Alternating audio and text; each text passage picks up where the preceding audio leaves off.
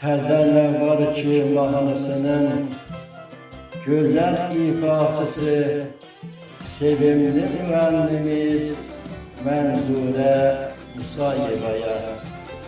Okuduğum təzə deyil nədir bəs? Bir bəxtsizin yaramayan sevgisin, öz mahnınla yazdın notun dizgisin.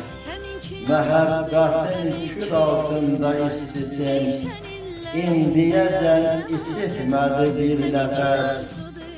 Oxuduğum təzə deyil nədir bəs? Oxuduğum təzə deyil nədir bəs? Həzin səsin könüllərə yol açdı, mülkü vuran duyğuların dil açdı. Mahnı var ki xəstəyə də əl açdı, İçini tərpətdi sehirli bir səs. Oxuduğum təzə deyil nədir bəs? Oxuduğum təzə deyil nədir bəs?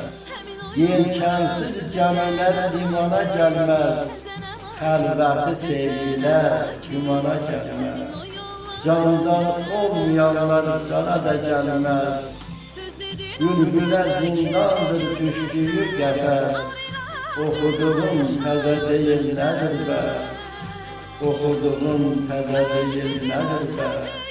Bəsirət gözüyle baxsan özünə, təzə görünəcək hər yan gözünə. Bülbül avazına, şirin sözünə, qəlbinin səsi ilə bircə qulaq as. Oxuduğum təzə deyil nədir bəs? Oxuduğum təzə deyil nədir bəs?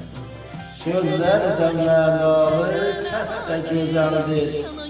Saz üstə oxunan bəstə gözəldir. Mahnının anası şeir qəzəldir. Yenidən Abbasda oyatdın həvəs. Oxuduğum təzə deyil nədir bəs? Oxuduğum təzə deyil nədir bəs?